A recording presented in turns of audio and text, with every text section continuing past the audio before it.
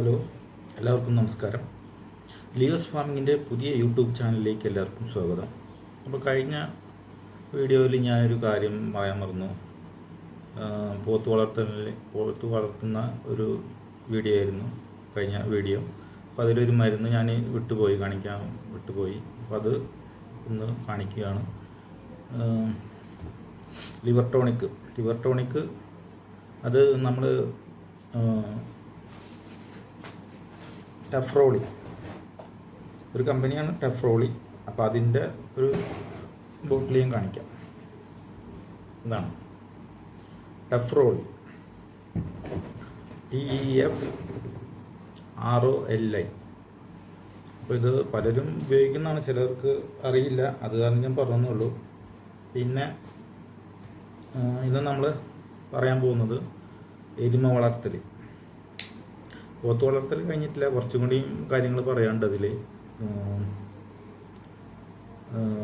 അപ്പോൾ അത് നാളെ മറ്റന്നാളായിട്ട് ബാക്കിയുള്ള ഭാഗങ്ങൾ പറയാം. അപ്പോൾ നമ്മളിപ്പോൾ ഇന്ന് പറയാൻ പോകുന്നത് എരുമ വളർത്തലാണ്. ഇപ്പോൾ നമ്മുടെ നാട്ടിൽ ഇപ്പോൾ എരുമകൾ കുറവാണ്, പശുക്കളാണ് കൂടുതൽ. അപ്പോൾ നമ്മുടെ കുറച്ച് കാലം മുന്നേയൊക്കെ എരുമകളുണ്ടായിരുന്നു. അപ്പോൾ എരുമകൾ പിന്നെ ആളുകൾ ഉപേക്ഷിച്ച് തുടങ്ങി. എന്താണെന്നറിയില്ല, ചെന പിടിക്കാനുള്ള ഒരു ബുദ്ധിമുട്ടാണോ അത് വേറെ എന്തെങ്കിലും പ്രശ്നമാണോ എന്നറിയില്ല. ചിലർക്ക് ഈ എരുമ എന്ന് പറയുമ്പോൾ തന്നെ എന്തൊരു അലർജി പോലെ, അവർക്ക് എന്തൊരു കാരൻ്റെ ഒരു വാഹനമാണല്ലോ ഇത്. അപ്പോൾ അങ്ങനെയൊക്കെ വിചാരിക്കുന്ന ആൾക്കാരുണ്ട്. ഇത് ഒരു കാര്യം മനസ്സിലാക്കേണ്ടതെന്ന് വെച്ചാൽ, ഇന്ത്യയിൽ ഉൽപ്പാദിക്കുന്ന പാലിൻ്റെ 60% കൂടുതൽ ഈ എരുമപ്പാലാണ്. എരുമപ്പാലിൻ്റെ ഗുണങ്ങൾ പറഞ്ഞാൽ കുറേ ഗുണങ്ങളുണ്ട്. ഇത് ചിലർക്ക് അറിയില്ല. ഈ പശുവിനെ വളർത്തുന്നവരിതൊന്നും ചിലർ സമ്മതിക്കാത്ത ആൾക്കാരുണ്ട്. അതെൻ്റെ ഒരു കൂട്ടുകാരൊക്കെ ഉണ്ട്, അവരൊക്കെ അങ്ങനത്തെ ആൾക്കാരാണ്. എന്താണെന്ന് വെച്ചാൽ, പശുവിൻ്റെ പാലിന് കൊഴുപ്പ് കുറവാണല്ലോ, ഇതിൻ്റെ പാലിന് കൊഴുപ്പ് കൂടുതലാണ്. ഇപ്പോൾ 2 ടീസ്പൂണ് ഇതിൻ്റെ പാല് ഒഴിക്കുന്നതിന് പകരം എരുമപ്പാൽ 1 ടീസ്പൂൺ ഒഴിച്ചാൽ മതി. അപ്പോൾ അത്രയും കട്ടിയാണ് ഇതിന്. പിന്നെ ഇതിൻ്റെ നെയ്യിനൊക്കെ നല്ല വിലയുണ്ട്. അപ്പോൾ നെയ്യ് നമുക്ക് ഉണ്ടാക്കാം. ഒരു 18 ലിറ്റർ വേണമെന്ന് തോന്നുന്നു 1 കിലോ നെയ്യിന്. 5000-6000 റുപ്യൊക്കെ ഉണ്ട്. അപ്പോൾ ഇത് നമ്മൾ പണ്ട് കാലത്ത് വാദത്തിനൊക്കെ ഉപയോഗിച്ചിരുന്നതാണ്. പിന്നെ ഈ എരുമപ്പാലിനൊരു പ്രത്യേകതയുണ്ട്. നാടൻ പശുവിൻ്റെ പാലിൻ്റെ അതേ ഗുണം തന്നെയാണുള്ളത്. ഏറ്റവും മിൽക്കാണിത്, ഏറ്റവും മിൽക്ക്. ഈ മിൽക്കാണ് നമ്മൾ കഴിക്കേണ്ടത്. ഈ മിൽക്കാണ് ഏറ്റവും നന്നായി കഴിക്കേണ്ടത്. അപ്പോൾ മറ്റുള്ള മിൽക്കുകൾ ഇപ്പോൾ HF, ജേഴ്സി പശുവിൻ്റെ പാലാണ് കൂടുതലായിട്ട് ഉപയോഗിക്കുന്നത്. അത് കൂടുതലായിട്ട് ക്യാൻസർ വരാനുള്ള ചാൻസാണ് പറയുന്നത്. ഇപ്പോൾ ഈ മിൽക്ക് ഉപയോഗിക്കുന്നതിലൂടെ കുറേ അസുഖങ്ങൾ നമ്മൾ മാറ്റാൻ സാധിക്കും. അതാണ് അതിൻ്റെ പ്രത്യേകത. അപ്പോൾ നമുക്ക് കുറച്ചും കൂടി എരുമയ്ക്കൊരു ഇമ്പോർട്ടൻസ് കൊടുത്തിട്ട് നമുക്ക് കൂടുതലായിട്ട് അതിനെ വളർത്താനുള്ള കാര്യങ്ങൾ ചെയ്യണം. അത് ഗവൺമെൻറ്റിനോട് പറഞ്ഞിട്ട് ഡോക്ടർമാരെ സമീപിച്ചിട്ട് അതിൻ്റെ സെമൻ ഹരിയാനയിൽ നിന്നും പഞ്ചാബിൽ നിന്നൊക്കെ ഇറക്കുക. അപ്പോൾ ഇത് വേറെ പ്രശ്നം എന്ന് വെച്ചാൽ, ഇതിന് നമുക്ക് നൈട്രജൻ ബോക്സിൽ കളക്ട് ചെയ്ത് കൊണ്ടുവരണം. ഇപ്പോൾ കേരളത്തിൽ ആൾക്കാർ കുറവാണ് ഇത് സപ്ലൈ ചെയ്യുന്നത്. അപ്പോൾ ഞാനൊരു ടീമിനെ ഒന്ന് കണക്ട് ചെയ്തിട്ടുണ്ട്. അപ്പോൾ അവരൊരു ഏജൻസിയാണ്. അവർ ബ്ലഡ് ചെക്കിങ്, മറ്റേ ചാണകം ടെസ്റ്റ് അതൊക്കെ ഉണ്ട് അവർക്ക്. അപ്പോൾ അവരത് ഒരു ടീം ഉണ്ടെന്ന് പറഞ്ഞിട്ടുണ്ട്, 90 dB സെമൻ. അപ്പോൾ നാഷണൽ ലെവലായിട്ടുള്ള ഒരു സെമനാണിത്. അപ്പോൾ അതിൽ എല്ലാ കുട്ടികളുണ്ടാവും. അപ്പോൾ അത് ഞാൻ ഇതിൻ്റെ നമ്പറൊന്ന് കളക്ട് ചെയ്തിട്ട് ഞാൻ ഈ അടുത്ത വീഡിയോയിൽ തരുന്നതാണ്. പിന്നെ എരുമയുടെ പ്രശ്നങ്ങളെന്ന് വെച്ചാൽ, എരുമ വളർത്തുമ്പോൾ നമുക്ക് ചെന പിടിക്കാം. ഇതിൻ്റെ സൈലൻറ്റ് ഹീറ്റാണ്. ഈ ഹീറ്റാവണമെന്ന് ശരിക്കും അറിയില്ല. എൻ്റെ കയ്യിൽ 2 എരുമയുണ്ട്. അപ്പോൾ ഒരു എരുമയ്ക്ക് നന്നായിട്ട് ഹീറ്റ് കാണിക്കും. അത് ശരിക്കും നമുക്ക് കാണാം. എന്നാൽ ഒരു എരുമയ്ക്ക് തീരെ അറിയില്ല, ശരിക്കും നന്നായിട്ട് നോക്കിക്കൊണ്ടിരിക്കണം. അപ്പോൾ അതാണ്. അപ്പോൾ 2 എരുമയും തമ്മിൽ നന്നായി വ്യത്യാസമുണ്ട്. അപ്പോൾ അത് ഡോക്ടറോട് പറഞ്ഞപ്പോൾ ഡോക്ടർ പറഞ്ഞു അതിന് കുറവ് കാണിക്കുന്നതിന് എന്തെങ്കിലും വല്ല ഗർഭാശയത്തിൽ എന്തെങ്കിലും പ്രശ്നങ്ങളുണ്ടാവുമെന്ന് പറയുന്നു. അപ്പോൾ പല എരുമകളും പല സ്വഭാവങ്ങളാണ്. അപ്പോൾ അത് ശ്രദ്ധിക്കണം. പിന്നെ ചെന പിടിക്കാൻ ബുദ്ധിമുട്ട്. ചിലർ പറയുന്നുണ്ട് അത് പോത്തിനെ കൊണ്ട് ക്രോസ് ചെയ്താൽ വേഗം ചെന പിടിക്കുമെന്ന് പറയുന്നവരുണ്ട്. ചിലർ കുത്തിവെച്ചാൽ തന്നെ സാധാരണ ചെന പിടിക്കുന്ന എരുമകളുണ്ട്. ഇപ്പം എൻ്റെ ഒരു എരുമയിൽ ചെന ഒരെണ്ണം ചെറിയ രീതിയിൽ ഉറപ്പായിട്ട് വരുന്നുണ്ട്. എന്നാൽ ആദ്യത്തെ ഒരെണ്ണത്തിന് ചെന ഉണ്ടായിരുന്നാണ് വിചാരിച്ചത്, ഇപ്പോൾ അതിനില്ല. അപ്പോൾ ആദ്യത്തെ എരുമയ്ക്ക് ഒരു പോത്തിനെ കൊണ്ടാണ് ക്രോസ് ചെയ്തത്. അപ്പോൾ അതിലിപ്പോൾ ഇല്ലയെന്ന് ഉറപ്പായി. ഇപ്പോൾ രണ്ടാമത്തേന് ഒരു 5 മാസം കഴിഞ്ഞിട്ടുണ്ട്. ഇപ്പോൾ അതിന് ചെനയുള്ള പോലെ തോന്നുന്നത് അത് ഒരു ഫാമിൽ നിന്ന് വാങ്ങിച്ച തന്നെയാണ്, ഒരു മുറ ക്രോസ് എരുമ തന്നെയാണ്. അപ്പോൾ അങ്ങനെയാണ് കാര്യങ്ങൾ. ഇപ്പം നല്ല നമ്മുടെ നാട്ടിൽ തന്നെ എരുമകളൊക്കെ ഉണ്ട്. വയനാട് ആ ഭാഗങ്ങളിലൊക്കെ നല്ല ഫാമുകളിൽ 19 ലിറ്റർ കിട്ടുന്ന എരുമകളുണ്ട്. അവർ ഡയറക്റ്റ് പോയിട്ട് ഹരിയാനയിൽ നിന്ന് എടുത്തുകൊണ്ട് തന്നെയാണ്. ഏറ്റവും വലിയ എരുമ, കേരളത്തിലത്തെ ഏറ്റവും വലിയ എരുമ അവിടെയാണെന്നാണ് അവർ പറയുന്നത്, അവകാശപ്പെടുന്നത്. അപ്പോൾ അവരത് മറ്റു പല പാല് മാത്രമല്ല, ഐസ്ക്രീം അങ്ങനെ വേറെ വേറെ ഉപയോഗങ്ങളാക്കിയിട്ട് അവർ മാറ്റുകയാണ്. അപ്പോൾ അത് ശ്രദ്ധിക്കണം. എല്ലാവരും വിചാരം ഇത് പാലായിട്ട് മാത്രമേ കൊടുക്കാൻ പറ്റുള്ളൂ. അതല്ല, ഇന്ന് കുറേ കാര്യങ്ങളൊക്കെ ചെയ്താൽ നമുക്ക് കൂടുതലായിട്ട് ലാഭങ്ങൾ വരുത്താൻ പറ്റും. അപ്പോൾ ഈ എരുമയ്ക്ക് മെയിനായിട്ട് പ്രശ്നം എന്ന് പറഞ്ഞാൽ ഇതിന് 7-ാം മാസം തൊട്ട് തന്നെ ഇത് ഗർഭപാത്രം തള്ളി തുടങ്ങും. എനിക്ക് ഇത് പ്രാക്ടിക്കലായിട്ട് ചെയ്തിട്ടുള്ള എക്സ്പീരിയൻസ് ഇല്ല എരുമ വളർത്തലിൽ. അപ്പോൾ അത് മറ്റുള്ളവരുടെ ഉപദേശം കേട്ടിട്ടാണ് ഞാനിത് പറയുന്നത്. അവർ അറിവുകളൊക്കെ എന്നോട് പറയാറുണ്ട്. 7-ാം മാസം തന്നെ ചെന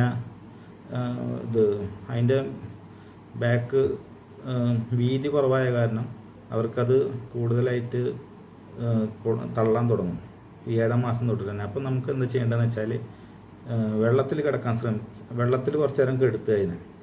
വെള്ളത്തിൽ കുറച്ച് നേരം റെസ്റ്റ് ചെയ്യാൻ കൊടുക്കുക. അപ്പോൾ വെള്ളത്തിൽ കിടക്കും തോറും അതിൻ്റെ ശരീരം കൂളാവാൻ തുടങ്ങും. അത് പോത്തിനും അങ്ങനെ തന്നെയാണ്.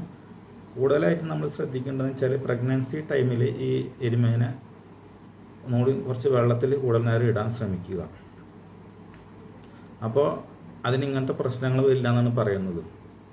ഇത് നമ്മുടെ നാട്ടിലിപ്പോൾ അധികം അറിവുകൾ ഇങ്ങനെയൊന്നുമില്ല.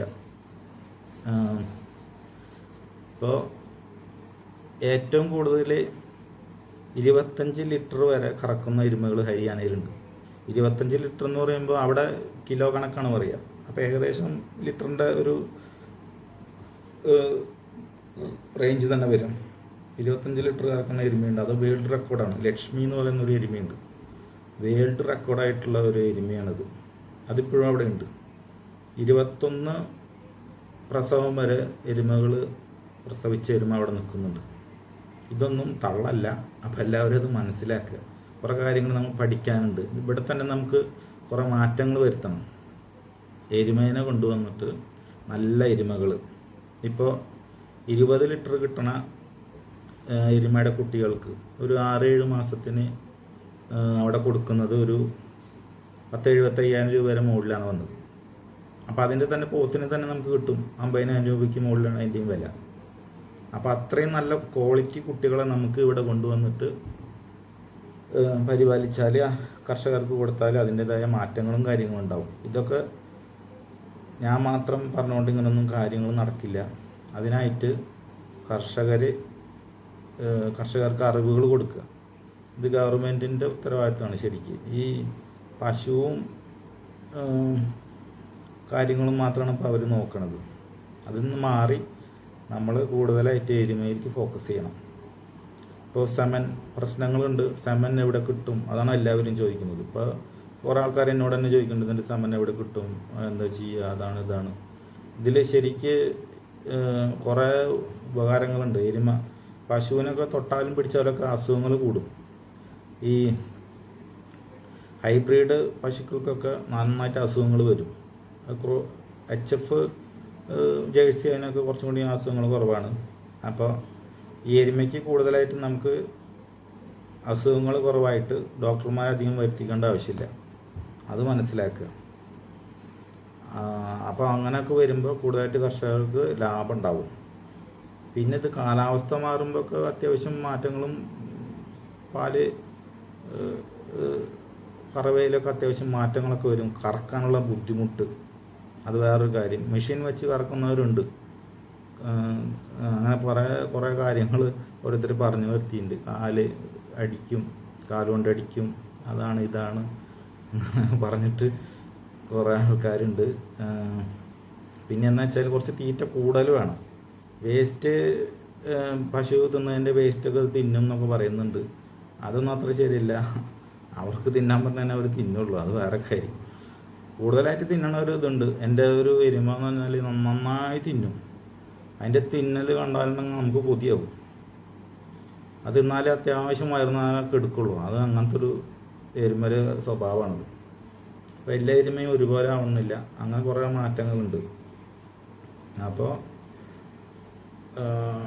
എരുമയുടെ നമ്മളൊരു പുതിയൊരു മാർക്കറ്റ് നമ്മളിവിടെ കേരളത്തിൽ കൊണ്ടുവരണം, അതാണ് എൻ്റെ ഒരു ആവശ്യം. അപ്പോൾ കൂടുതലായിട്ടുള്ള വിവരങ്ങൾ നമുക്ക് അടുത്ത ഇതിൽ പറയാം. ഇപ്പോൾ ഇത് വൈൻഡപ്പ് ചെയ്യാം. അപ്പോൾ എല്ലാവരും സബ്സ്ക്രൈബ് ചെയ്യുക. ഇതിൽ കുറേ ആൾക്കാർ ഇങ്ങനെ സബ്സ്ക്രൈബ് ചെയ്യാണ്ടൊക്കെ കാണുന്നവരുണ്ട്, അതൊന്നും ചെയ്യുക. അപ്പോൾ അടുത്ത വീഡിയോ ഒക്കെ നന്നായിട്ട് നമുക്ക് കൂടുതൽ ഡീറ്റെയിൽസ് എരുമ വളർത്തുന്ന ആൾക്കാരുടെ വീടുകളിൽ പോയി ചെയ്യാൻ ആഗ്രഹിക്കുന്നുണ്ട്. അപ്പോൾ അവിടെ പോയാൽ കൂടുതലായിട്ടുള്ള അനുഭവങ്ങൾ നമുക്ക് കിട്ടും. ഇതിന് മരുന്ന് കൊടുക്കുന്നത് വെച്ചാൽ ഹോമിയോ മരുന്നാണ് കൂടുതൽ നല്ലതെന്ന് പറയുന്നത്. അതിപ്പോൾ വേറൊരാൾ ഒരു അനുഭവത്തിൽ പറഞ്ഞാണ് ഹോമിയോ മരുന്ന്. അപ്പോൾ അവർക്ക് കുറേ ഇംഗ്ലീഷ് മരുന്നൊക്കെ ചെയ്തിട്ട് എരുമകൾ നശിച്ചു പോയിട്ടുണ്ടായിരുന്നു. അപ്പോൾ ഹോമിയോ മരുന്നുകൾ ചെയ്യാം, അതാണ് ഏറ്റവും കൂടുതൽ നമുക്ക് ചിലവ് കുറഞ്ഞതും ഏറ്റവും നല്ല മാർഗം അത് തന്നെയാണ് വന്നു പെട്ടെന്ന് രോഗങ്ങൾ മാറാനും. ഇവിടെ പല ഡോക്ടർമാരോടും ചോദിച്ചാൽ അവർക്കൊന്നും അറിയില്ല, എരുമയുടെ സ്വഭാവം എന്താണെന്ന് ആൾക്കാർക്ക് അറിയില്ല. അവരെ പറഞ്ഞിട്ട് കാര്യമില്ല, അവർക്ക് പശുക്കളെ നോക്കിയിട്ടുള്ള എക്സ്പീരിയൻസ് ഉള്ളൂ. അപ്പോൾ ഒന്നും കൂടി നല്ല രീതിയിൽ നമുക്കിത് ചെയ്യാം.